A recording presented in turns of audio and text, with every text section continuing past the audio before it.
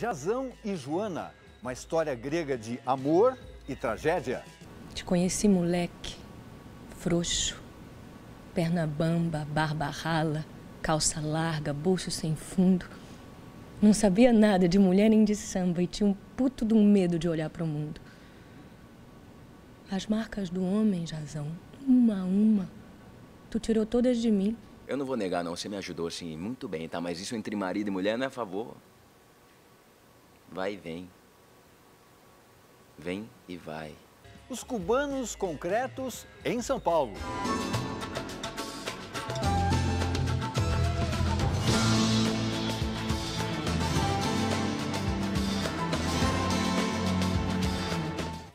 O que veio e o que está por vir nos 80 anos de Inácio de Loyola Brandão. Desta terra, nada vai restar a não ser o vento que sopra sobre ela. É um verso do Brecht e que eu acho que representa muito a minha visão desse Brasil.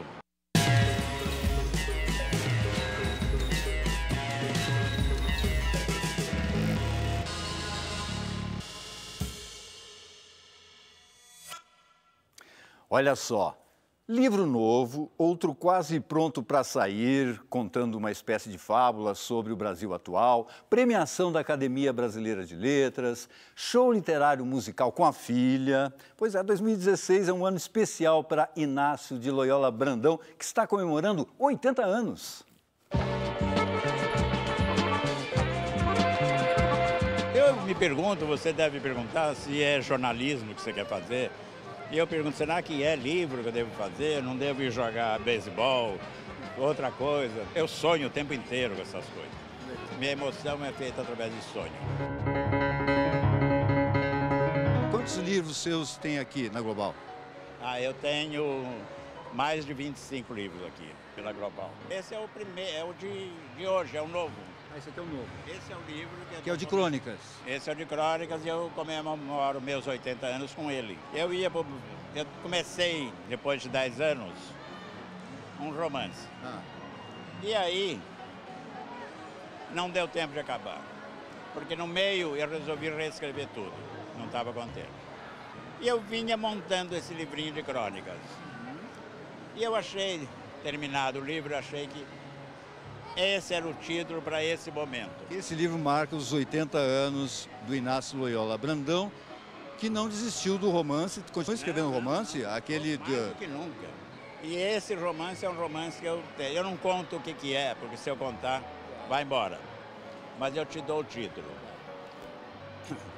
Desta terra, nada vai restar a não ser o vento que sopra sobre ela. É um verso do Brecht e que eu acho que representa muito a minha visão desse Brasil e dessa gente que está aí fazendo, governando, enganando, golpeando e tudo mais. Quantos jabutis você tem? Tenho 5. Uau! E o melhor jabuti, que foi o melhor ficção 2008, foi você que me chamou para o palco. Eu chamei, eu estava lá apresentando. Livro do ano, ficção, título: O Menino que Vendia Palavras. Autor Inácio de Loyola Brandão. E o ano passado eu ganhei com Os Olhos Cegos dos Cavalos Loucos, que é também uma escrita para o meu avô. É um livro que eu fiz uma sacanagem com meu avô em criança e que feriu profundamente ele. Se eu contar, estraga a coisa mais importante do livro, que é o que é isso. E eu nunca pedi perdão para ele. Desde os 10 até o ano passado, até 2014, eu fiquei tentando escrever esse livro, que era a minha forma de pedir perdão. O Prêmio Machado de Assis destina-se ao conjunto de obras. E o premiado é, como todos sabemos, Inácio de Loyola Brandão. Inácio, por favor. E você ganhou também o Prêmio Machado de Assis. Essas coisas tocam você? Você disse que não é de chorar, mas de alguma forma toca você? Toca muito. E isso eu vou lembrar para sempre. Entende? A hora que eu entrei na academia, que eu vi toda aquela gente, e porque, seja o que for, a academia é uma instituição.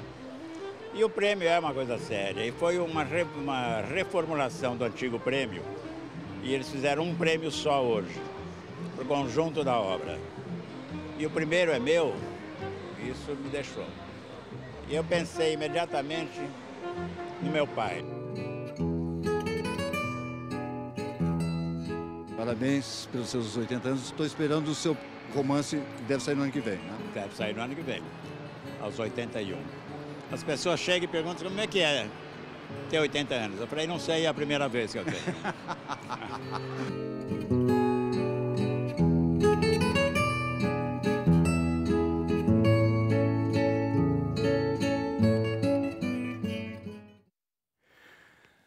E arte concreta cubana? Talvez você nunca tenha ouvido falar, mas existiu um movimento por lá, mais ou menos na mesma época dos artistas concretos aqui do Brasil.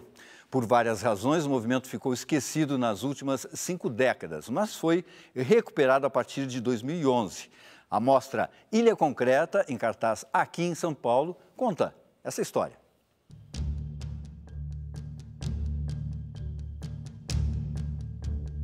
Ya en el año 49, 48, Sandu Darie hacía sus primeros ejercicios concretos, pero es con la llegada a La Habana.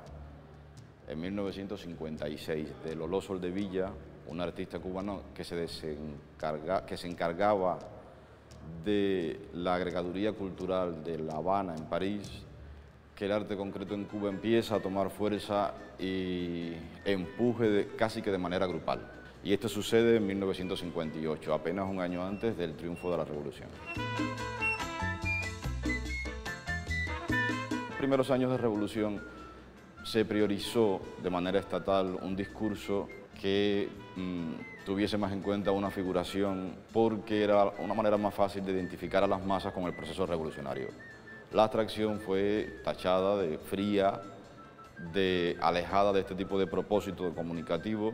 La verdadera recuperación ocurre cuando en 2011 se inaugura en la Fundación Juan March de Madrid una exposición que lleva por título América Fría. Y para la crítica general y para el público en particular fue un descubrimiento, porque hacía muchísimas décadas que este discurso no se tenía en cuenta. Las 2 obras que están a mis espaldas son 2 obras que tienen carácter histórico, fueron realizadas en los años 60, en la primera mitad, y responden al periodo más concreto de Salvador Corragé. Corragé fue uno de los miembros más inteligentes dentro del grupo de los 10 pintores concretos cubanos. Esta obra reviste una especial importancia dentro del contexto de la exposición de Dan Galería. Es una estructura transformable de Sandu Darie. No se puede entender del todo la obra si no se consigue una interacción, como una especie de juego de intercambio entre la obra y el hipotético visitante. Por eso estas aspas o molinillos en cualquier momento podrían ser movidos unos a los otros, cambiando constantemente la configuración de la obra.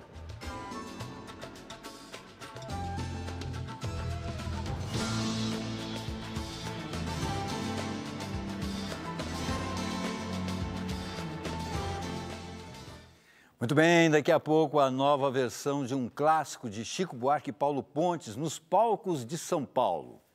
E agora tem mais artes plásticas. Vamos fazer um giro pelas exposições em cartaz na cidade.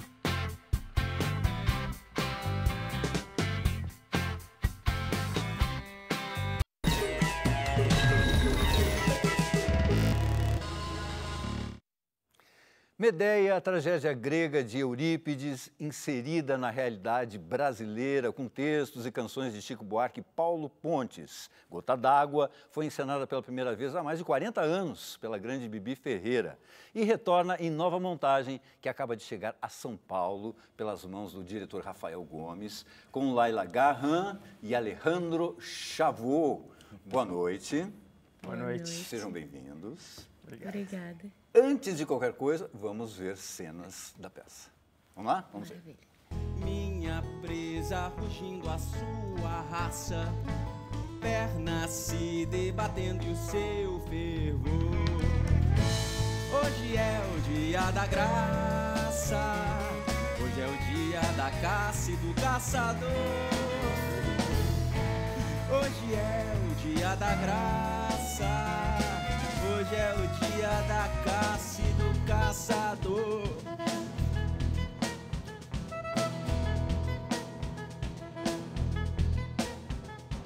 Eu me espicho no espaço feito um gato pra pegar você, bicho do mato.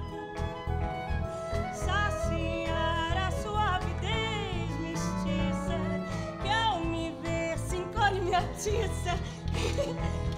Que no mesmo impulso me expulsa e abraça, nossas peles grudando de suor.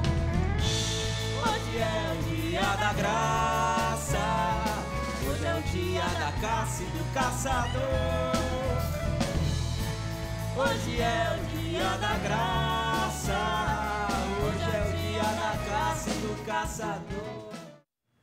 Muito bem, antes de qualquer coisa, vamos corrigir o Alejandro Clavot. Isso. Né? Dois descendentes de franceses aqui. Coincidência. Garran, Clavot. Você não é descendente de franceses, não sou né, Rafael? Só Gomes mesmo. Gomes. Laila, como é que foi essa história? A ideia foi sua de chamar as pessoas? Na verdade, eu e Andréa Alves, que é da Sarau Agência de Cultura, né, que é a realizadora do espetáculo, a gente convidou Rafael para dirigir e, inicialmente, a gente tinha pensado em fazer um monólogo. E assim que Rafael entrou, ele falou assim, não, vamos fazer um duelo, vamos ter 2 atores em cena. E aí, nós juntos, trouxemos o Alejandro Clavot para fazer nosso jazão. Por isso, Gota d'Água a seco. Exatamente, porque a gente secou tudo. Secou tudo. Para deixar encharcado, mas secou. Porque é uma peça com muitos personagens, dezenas, né? Uns 20, mais ou menos. Quase né? isso. E muitos atores e muito texto. Ele é uma peça caudalosa, uma peça grande. Acho que a original tem por volta de 3 horas. Mais até mais? de 3 horas. Se montada na íntegra, é mais de 3 horas.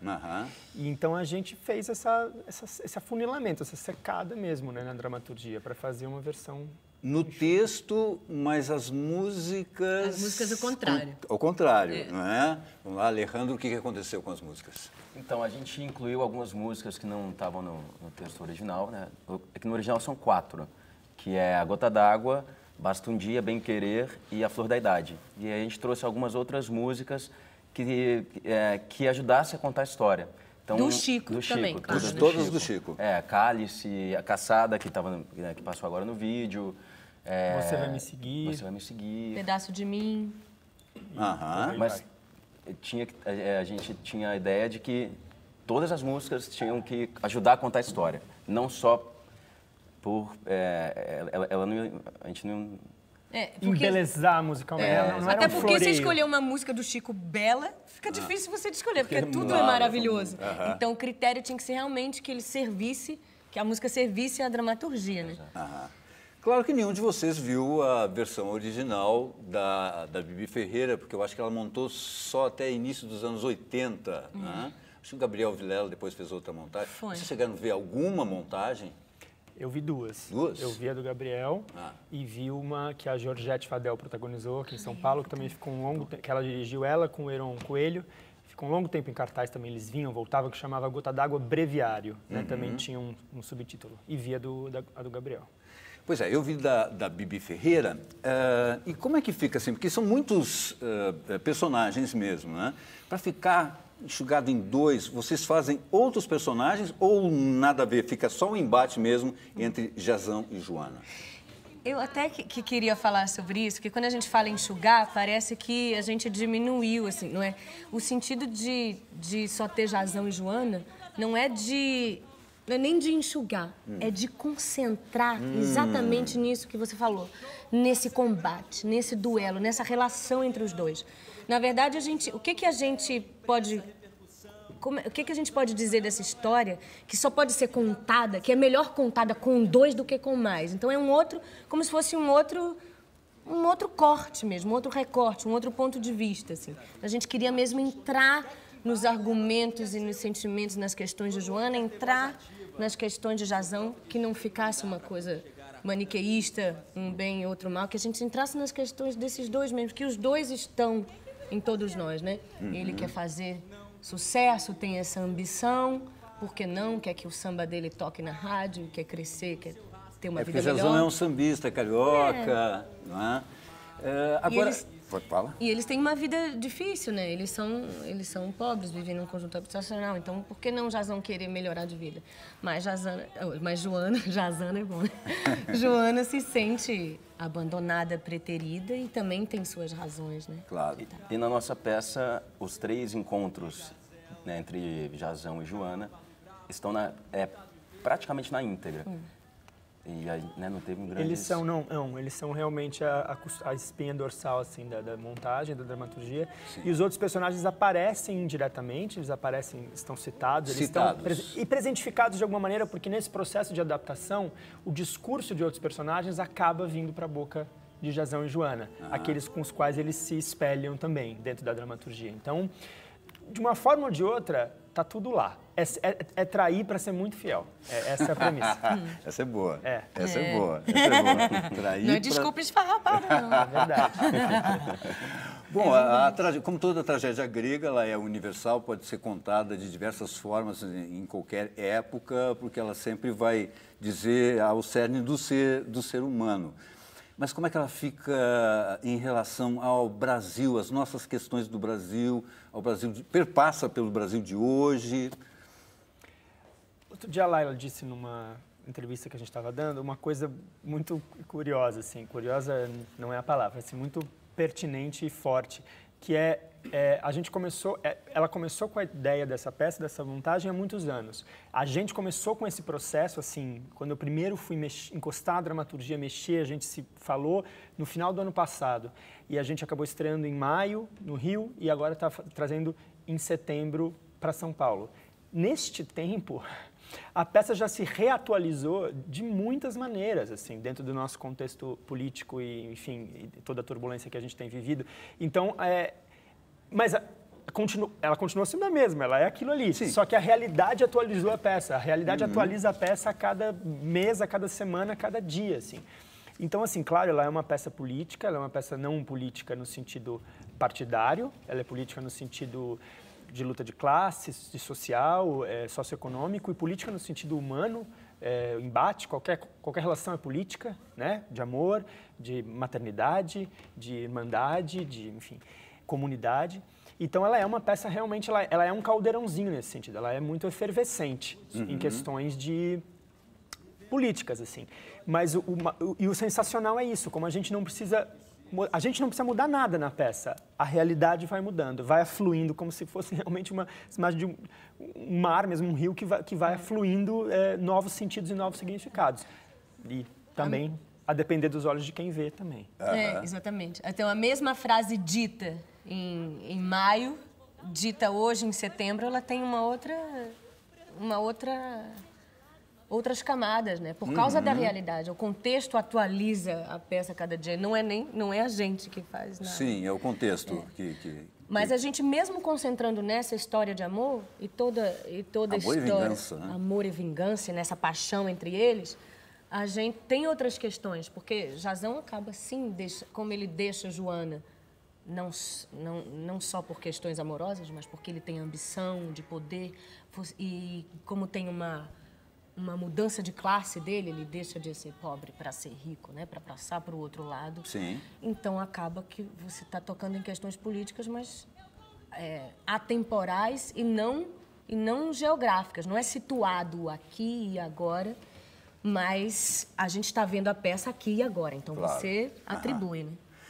Alejandro, onde é que está a peça, horários? Vamos lá dar o serviço para a gente. Teatro FAAP. Teatro FAAP. De sexta a domingo, sextas e sábados, 21 horas e domingo, 18 horas. Muito bem. Lembrando que é uma curta temporada. A gente fica até 30 de outubro. E, queria dizer também que a direção musical é do maravilhoso Pedro Luiz. Pedro Luiz. A gente tem, somos só 2 atores em cena, mas temos uma banda em cena maravilhosa. Nossa, eu tô louco para ver, viu? Confesso para vocês que ainda não pude ver, mas eu tô louco para ver. A Didi assistiu, mas eu agora vou, no próximo final de semana, assistir você. Parabéns por Arqueólogos, que eu também adorei. Volta em outubro. Volta em outubro? Opa, a gente vai dizer então aqui para todo mundo aqui. Tá. Muito obrigado pela participação de vocês. A gente que agradece. Obrigado. Até então. Já tem música no Metrópolis, o retorno de um grande sucesso e também uma banda que vai dar o que falar. Mas antes, é a vez do interior do estado em nossa agenda de atrações da semana.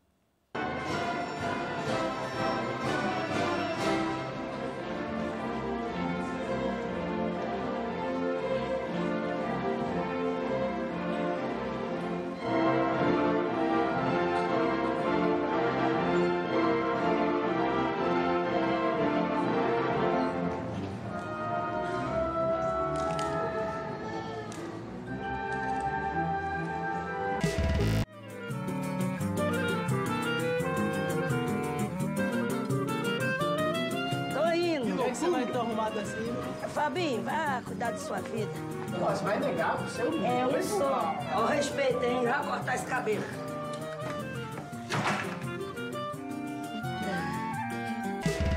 O sangue na pureza ou na crueldade, na ânsia do desejo, na rivalidade. Às vezes até finge só amizade, mas move o mundo inteiro sem dó nem piedade. A libido está em toda, a libido está em tudo.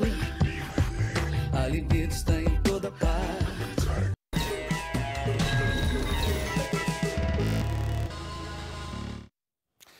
Coisas que parecem acontecer só no Brasil. O deputado federal Expedito Neto, do PSD de Rondônia, pediu a convocação de alguns nomes para depoimentos na CPI sobre a Lei Rouanet. Entre eles, a artista plástica Tomi Otaki. Exatamente, a Tomi Otaki morreu em fevereiro do ano passado. Depois da repercussão, o deputado admitiu que foi um equívoco e pediu desculpas à família de Tomi Otaki. Agora, uma notícia da música. Uma das principais bandas dos anos 70 e 80 está de volta. Vem aí o novo Yes, ou algo do gênero. O vocalista original da banda, John Anderson, que esteve aqui no Metrópolis, inclusive, há 2 anos, revelou à revista americana Rolling Stone que está trabalhando em um novo álbum a ser gravado no início do ano que vem. Ao lado dele estão o tecladista Rick Wakeman, o guitarrista Trevor Rabin, também ex-integrantes do Yes. Os 3 começam uma turnê agora em outubro. Aí você me diz, mas o Yes continua na ativa há quase 50 anos. E eu digo, é verdade, mas o grupo mantém apenas um integrante da formação clássica, o guitarrista Steve Howe. Há 8 anos, John Anderson teve problemas de saúde e foi trocado por outro vocalista.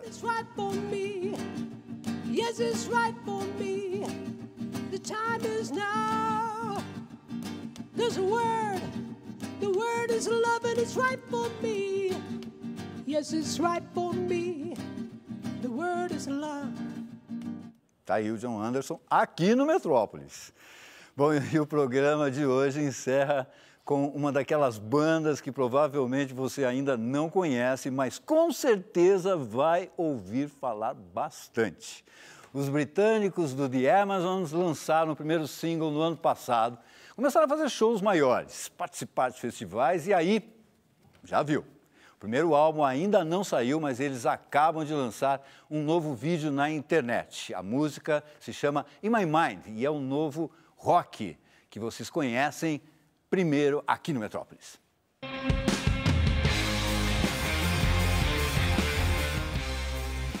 The The Amazons, nós encerramos o Metrópolis de hoje. Até amanhã às 11 da noite. Até lá!